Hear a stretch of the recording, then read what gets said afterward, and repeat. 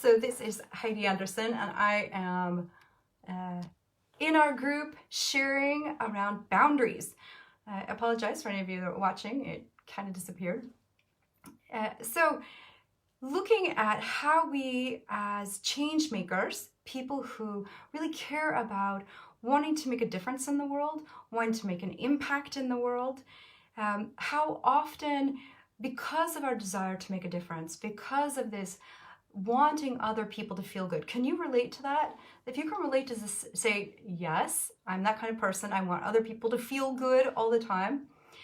Because of this tendency, a backside of that can be that we have not as great boundaries, both for ourselves and in relationship to other people. So if we first start to look at, where do we have issues with boundaries in perhaps our work? So can you relate to, do you have any kind of boundaries in relationship to your work? Do you work too much? Do you say yes when you actually mean no? Do you take on too many things that perhaps isn't actually for your best, but you're wanting to please other people, or you really care about them, and so that you're like, well, actually, you know what, I'm the best fit to do this, I'll just do it, even if you're really not feeling like that's what you want to be doing. So just kind of relate to yourself, and you can write in the chat, yes, I so relate to that. So there's actually 3 main areas where we have issues with boundaries. So one of them is our physical, right? This one is the most, it's the one that's come up in Me Too, physical boundaries of like what is okay and what's not okay. And in society, we've been taught that women, that it's okay for people to go across our physical boundaries. So having a very clear physical boundary, and that means if people stand too close, if people are coming into your physical space, having some clarity for yourself about what is okay and what is not okay for you. And then we have our emotional boundaries. And this could be about how much emotion we share or we don't share. An example of this could be yelling at our children, or having using really strong emotion in ways to change other people's behavior. And sometimes it's just we have a lot of emotion. That's part of life. So it's not saying that emotion is bad, but using emotion as a way to perhaps manipulate, or not having very clear boundaries for ourselves.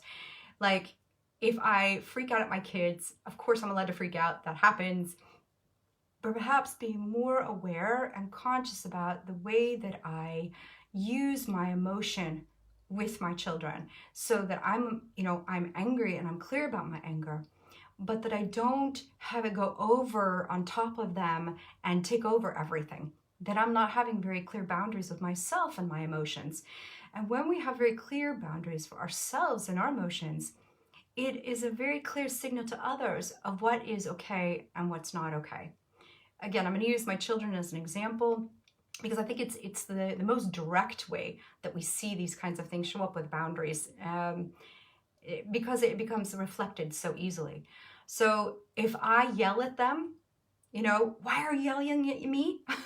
When they're yelling at me, that clearly gives them the message that it is okay to scream back at me or yell back at me. As an alternative, using my emotion very aware, using a lot of awareness around my emotion. I understand that you're frustrated. You're using really loud tone at me, and I find that uncomfortable. So let's talk about this. So just more being aware of how I'm using it is going to be reflected then in what is appropriate for other people to use against me. And then we have our mental boundaries. What kinds of thoughts we let into our world? What kind of boundaries do we have for ourselves around what is okay and what's not okay on our own mental level? So can you see how these things are both an external and an internal? And we're going to be specifically looking right now just at the internal, or on internal boundaries.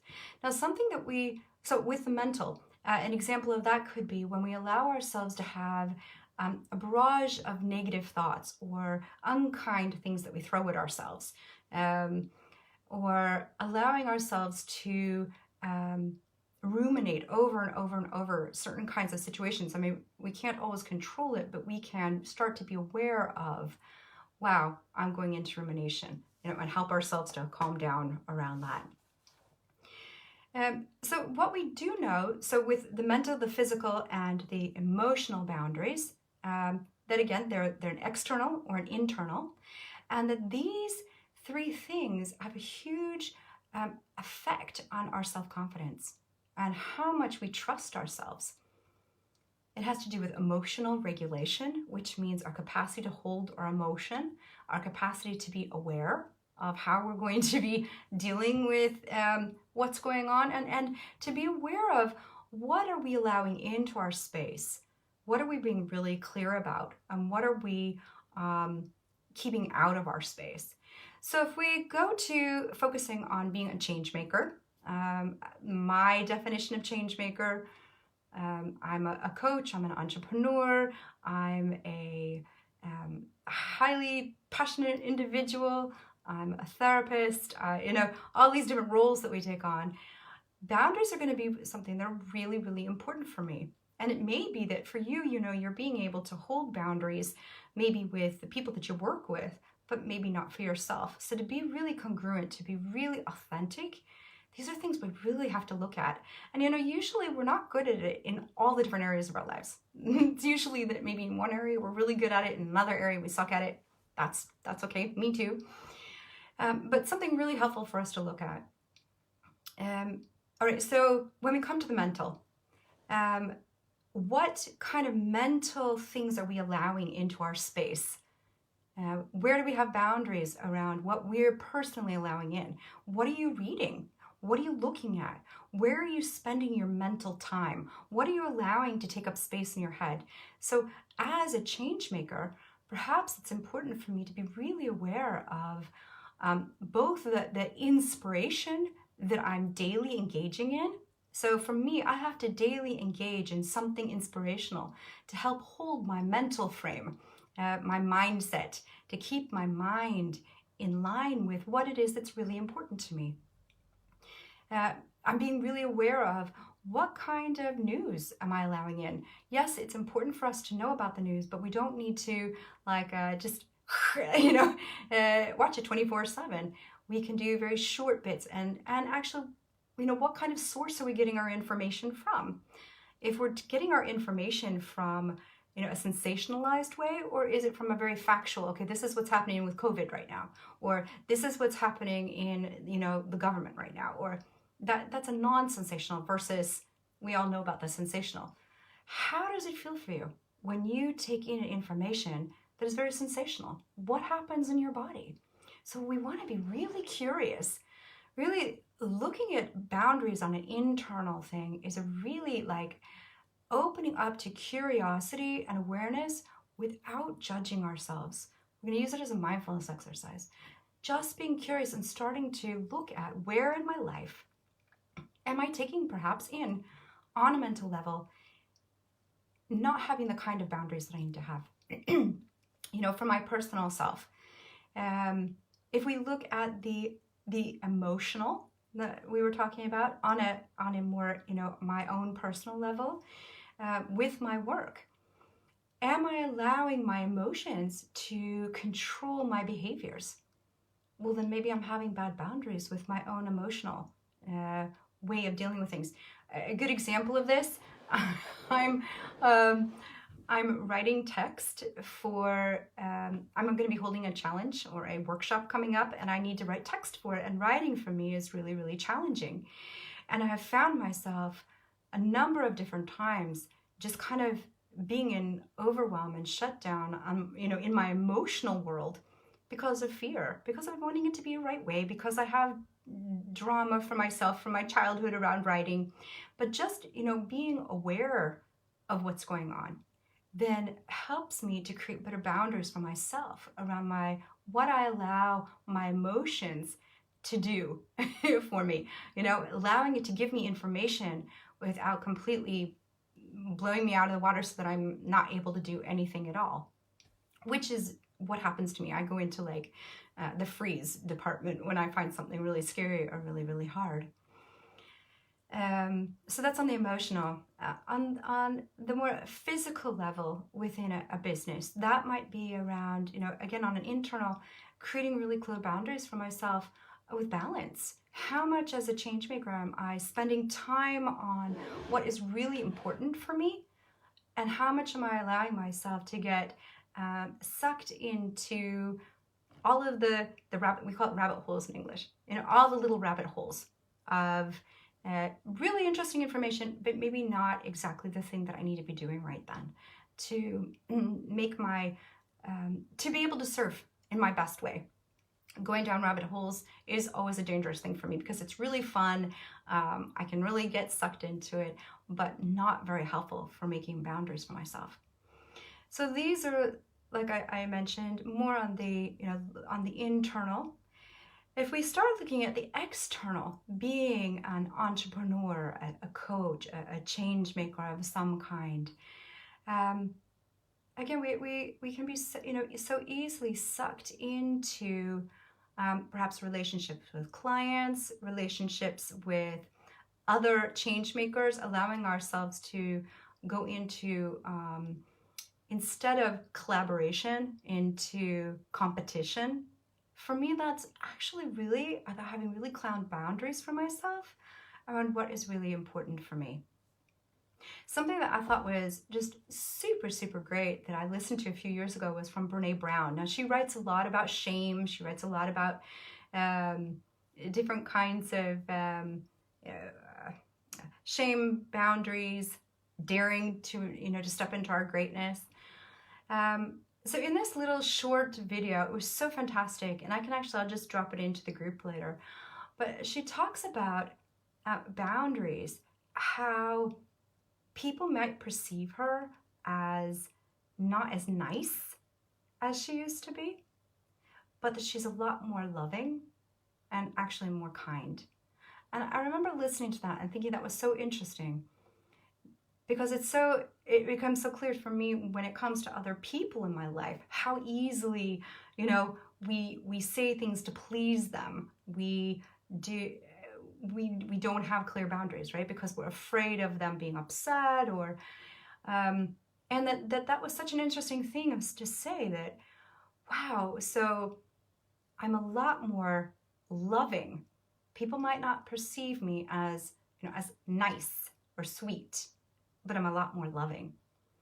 And applying that to my own life with my children, setting much clearer of what's okay for me and what's not okay for me, but not as something I throw at them, but as something as I'm just letting them know, this is okay, this is not okay. And how that can be perceived as not as sweet, right? But much more loving. But the thing that I thought was so interesting for me was, as an entrepreneur, as somebody that really wants to make change in the world, how can I use that towards myself? Having much clearer boundaries for creating balance in my life, instead of wanting to work all day and evening and just one more thing because you're passionate, or dealing with procrastination, so it takes a long time. Having much clearer boundaries with myself, so that I don't need to be just nice to myself, right? But I can be much more loving. A more loving way to be with myself is actually having much more clarity around, when do I start, when do I stop? What's really important for me, and sticking to it. Pushing myself to do what I call do the hard thing. That's really challenging for me. So that's kind of my motto that I've been working with for the last couple of years. Just do the hard thing, because most of us, if you're like me at all, we just want to get away from the hard thing because it's really uncomfortable, right? Other areas in which I've really used this thing from Brene, but twisted so that it's more towards me and my work. Being really clear about when I show up or I don't show up for the people that I'm working with. Having better clarity. I want to be always available and always on, so that I can make sure they feel loved. But that then I'm not actually showing love to myself by being on 24/7. So being clear about, on weekends, I'm not on. You know, I'm not like on my social media for the most part. You know, I'm not going to be in there texting. I'm going to be taking space away and giving myself other input besides being just engaged. Even though I really care, I also want to show that it's okay for them, right? That it's okay for others to also set very clear boundaries around, you know, on weekends, I don't answer emails. On weekends, I don't, I'm not on social media, at least not for work, unless I am. So it's not 100%, but it's just kind of fun things to start exploring for yourself. So I'm really curious for you, if you were to look at your own life and start just to kind of have a general mapping out for yourself. Okay, so on the physical, on the emotional, and on the mental, how are my boundaries? What needs work, right? What's working great and what needs work? And where in your life could you add in a little bit being less sweet or nice and a little bit more loving with much clearer boundaries, both for yourself and for perhaps the people that you work with? So I hope this has been a little bit inspirational to be able to look at yourself. I would love to hear in the chat, was this helpful? Was there anything in this? What's your takeaway from this little short time that we've had today? Can you take just a second and write into the chat? What do you take away from our Facebook Live today?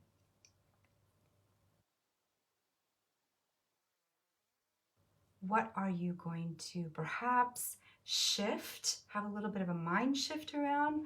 Perhaps just opening up your awareness to looking at things just slightly differently from this more loving instead of just sweet space.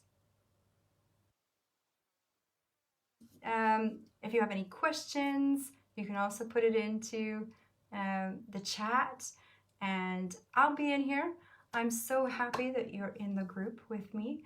And like I said, we were going to be doing this on Mondays. If you have topics that you want me to engage in or address, just write it under this, like under the live every week. That way I'll be able to find it. Topics that you want addressed, or to go in deeper to this. Is this an interesting, is this an area where you'd like to grow and develop a little bit more? So thank you so much for today. So fun to have this short little time being with you. I'm going to actually focus on trying to have them be around 20 minutes long. So they're not going to be really long, but just a way to be able to engage with each other and also have a bit of reflection on ourselves, something that can help create the week. And that's why I'm doing it on Mondays. Kind of like we can use it as a group focus, as something we'd like to look at and explore during the week. And you can apply it to your own life, whatever your situation is. I'm looking very much at my work boundaries, in the areas around work. You can do whatever is, most helpful for you. But as a change maker, this is really, really imperative, because it is going to help, create the base on which our self-worth and our belief in ourselves shows up. So thank you for this time, and I so look forward to hearing from you in the chat and meeting you in the group. Okay?